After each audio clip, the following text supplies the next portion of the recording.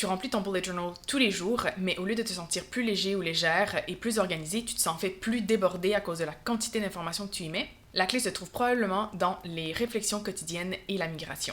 Aujourd'hui, je t'explique comment ces deux pratiques peuvent non seulement t'aider à être plus organisé, mais aussi à garder une vision claire de tes priorités jour après jour. Bonjour et bienvenue sur Zenly Organized, je m'appelle Sarah et j'aide les personnes qui veulent vivre une vie plus sereine, épanouie et alignée, à mieux se connaître et s'organiser pour qu'elles puissent vivre leur best life. Alors, aujourd'hui, on va parler de l'importance de la migration et des réflexions quotidiennes dans la méthode du bullet journal.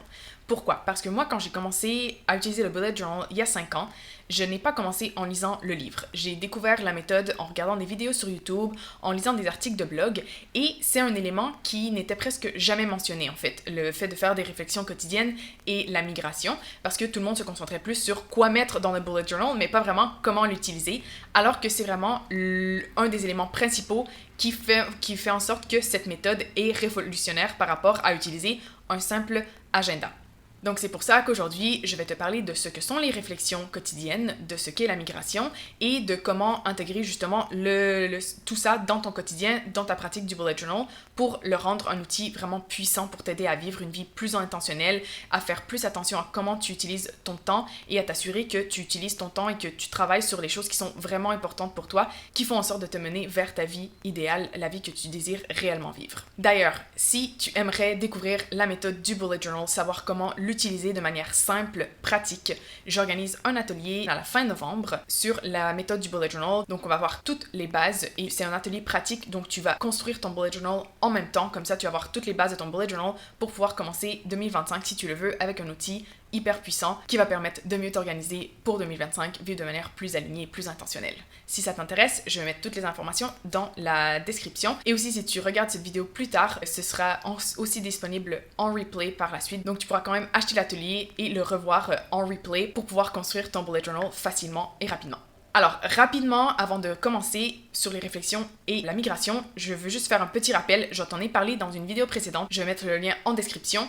Mais voilà, j'ai fait cet épisode où je te parle de toutes les collections de base du bullet journal, dont celle du daily log. Le daily log, c'est vraiment le cœur de la méthode du bullet journal. C'est ce qui, selon moi, fait toute la différence par rapport à d'autres outils d'organisation, parce que le but, c'est vraiment de déverser ton cerveau dans ton daily log, et donc vraiment de le vider, de mettre tout ce qui te passe par la tête, toutes les idées, les tâches, les événements, les notes ou les informations qu'on te donne, de les déverser pour libérer ton cerveau. Donc voilà, par rapport à un agenda traditionnel où généralement il n'y a pas beaucoup d'espace, on ne peut que noter les événements de la journée, les tâches vraiment importantes, on n'a pas vraiment plus d'espace que ça pour déverser notre cerveau, mais le daily log, lui, c'est ce qui nous permet de juste écrire tout ce qu'on veut, vider notre cerveau, et c'est ensuite, en fait, qu'on va filtrer, justement, le soir ou le matin, voilà, quand on fait nos réflexions quotidiennes. Donc voilà, c'est le daily log, comme on déverse tout notre cerveau, c'est sûr que ça fait beaucoup d'informations, c'est un peu overwhelming,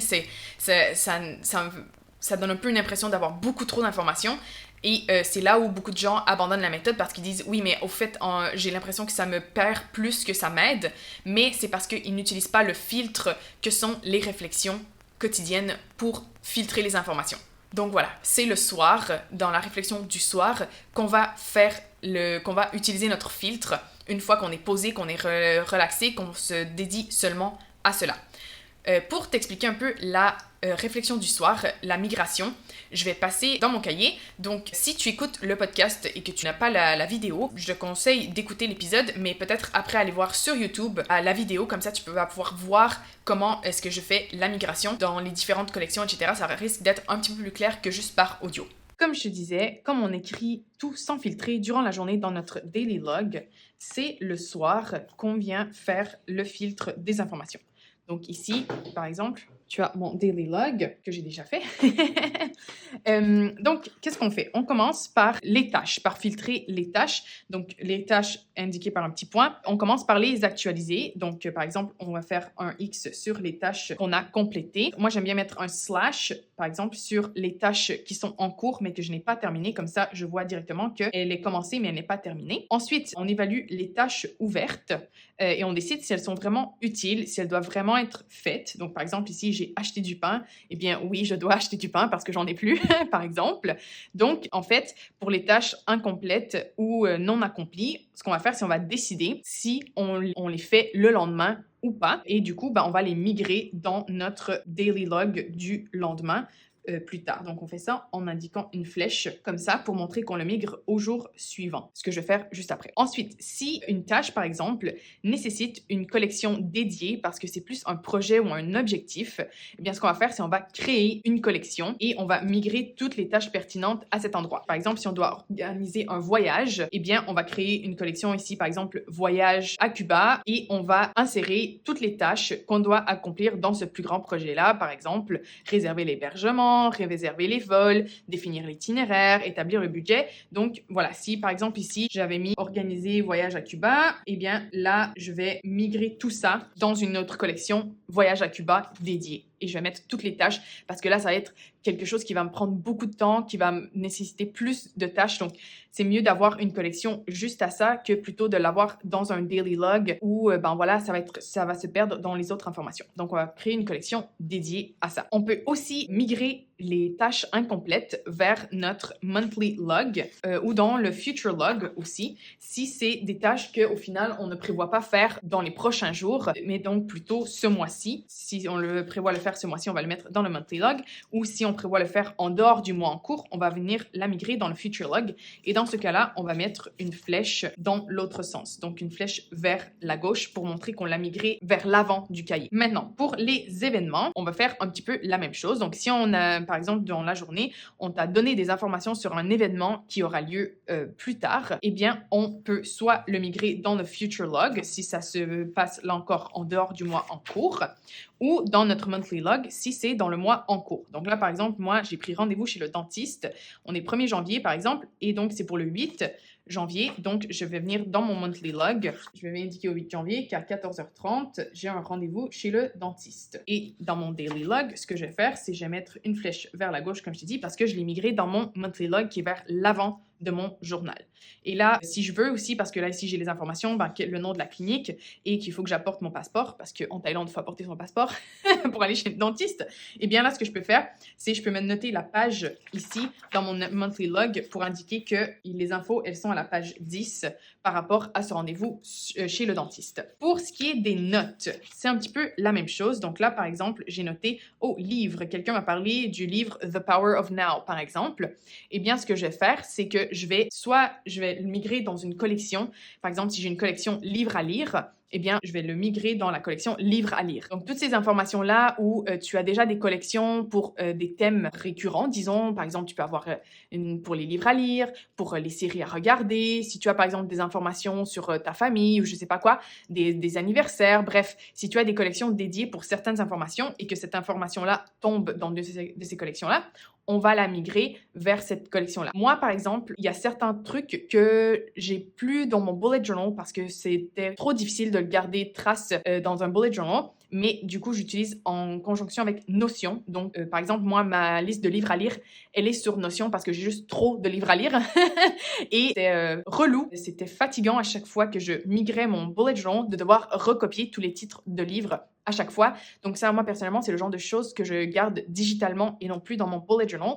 Mais donc, voilà, c'est un peu à voir où est-ce que tu gardes tes notes, les choses importantes et voir où est-ce que c'est le meilleur endroit pour toi de les garder, de garder les informations regroupées ensemble. Ensuite, une fois qu'on a fini de mettre à jour ses tâches, de ranger ses événements, les notes dans les bonnes collections, dans les bons endroits, ce qu'on peut faire le soir aussi, c'est un excellent moment pour réfléchir à ses tâches, à évaluer son progrès, sur ses projets, sur ses objectifs et faire un petit point sur soi-même, sur sa vie, sur qu'est-ce qui s'est passé. Personnellement, moi, j'aime noter mes 3 gratitudes de la journée et mes 3 succès parce que ça me permet de me rebooster, de me garder dans un good mood et de me garder motivée. Donc, je fais ça tous les jours. Mais tu peux aussi te poser des questions d'introspection si tu as envie. Par exemple, est-ce que j'ai bien utilisé mon temps aujourd'hui?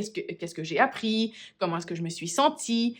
Si tu as envie de faire un peu de journaling, c'est aussi un super moment pour faire ça. Donc, voilà, la réflexion du soir, c'est un bon moment juste pour justement prendre ce temps pour être plus intentionnel, pour faire le point sur sa vie et prendre ce moment pour soi pour voir si on va vraiment dans la bonne direction et si ce qu'on fait est aligné ou pas. Ensuite, moi, ce que je te conseille, c'est le soir aussi, c'est de planifier le lendemain. Donc, de déjà commencer ton daily log de la journée qui s'en vient. Donc, là, comme on dit, par exemple, moi, ici, rédiger dans le newsletter, je ne l'avais pas fini et ça reste quelque chose que je dois faire. Donc, je la migre. Acheter du pain aussi, je le migrais. Donc voilà, je migre toutes les tâches que je veux accomplir cette journée-ci. Ensuite, je consulte mon monthly log pour voir si j'ai des événements ou des tâches ici que j'avais à faire cette journée-là. Ici, bon, dans ce cas-ci, j'en ai pas, mais si j'en ai, je vais les migrer ici, les transférer ici. Et moi, personnellement, ce que je te conseille ensuite, c'est de décider tes 3 tâches prioritaires, maximum 3, parce que plus que ça, c'est presque impossible de les faire. Donc, ces 3 tâches prioritaires, moi, je mets une astérisque pour indiquer que c'est les tâches prioritaires.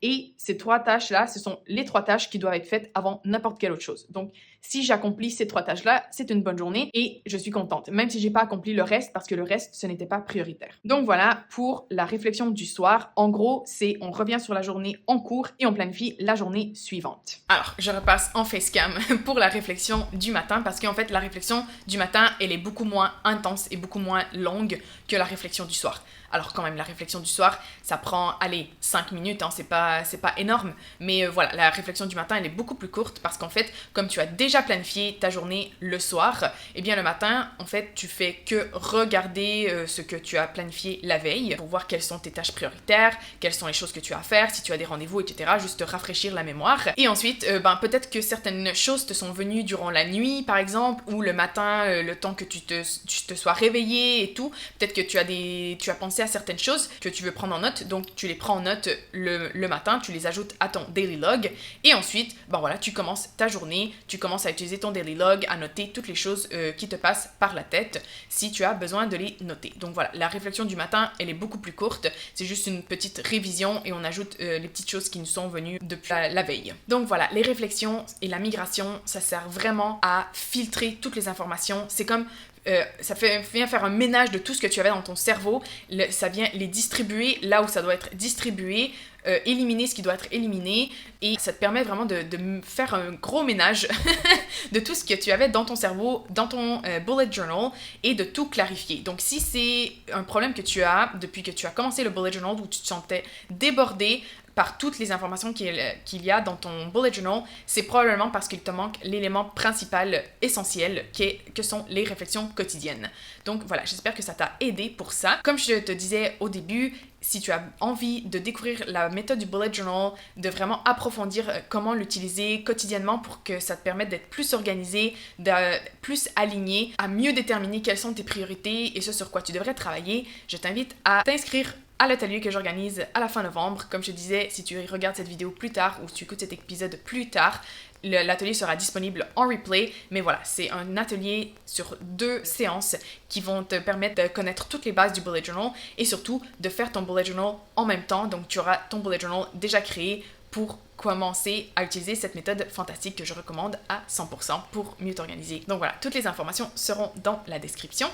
Je te souhaite une bonne semaine organisée. On se voit dans une prochaine vidéo, prochain épisode. Ciao!